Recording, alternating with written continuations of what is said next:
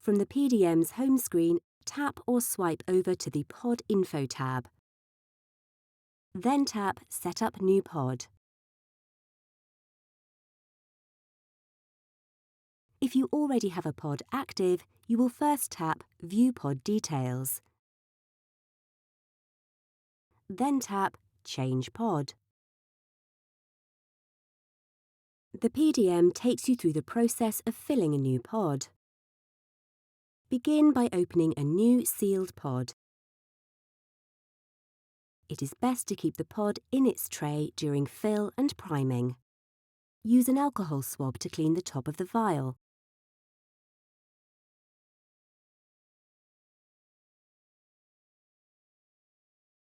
Assemble the fill syringe by twisting the needle onto the syringe and carefully remove the protective cap. Draw air into the fill syringe equal to the amount of insulin you'd like to fill the pod with. Depress the air into the vial of insulin. With the needle still in the vial, turn the vial upside down. Fill the syringe with the desired amount of insulin.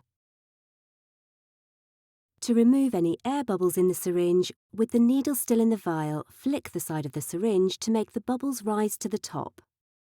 Now carefully push any air bubbles back into the vial. Then pull down on the plunger to draw the desired amount of insulin into the syringe. Remove the needle from the vial. Locate the black arrow on the underside of the pod. This arrow points to the fill port. Holding the syringe straight up and down, insert the syringe's needle into the fill port. Slowly push down the plunger to fill the pod. You'll hear 2 beeps when the pod has been filled with at least 85 units of insulin. Continue pushing down on the plunger even after hearing the 2 beeps to completely empty the syringe.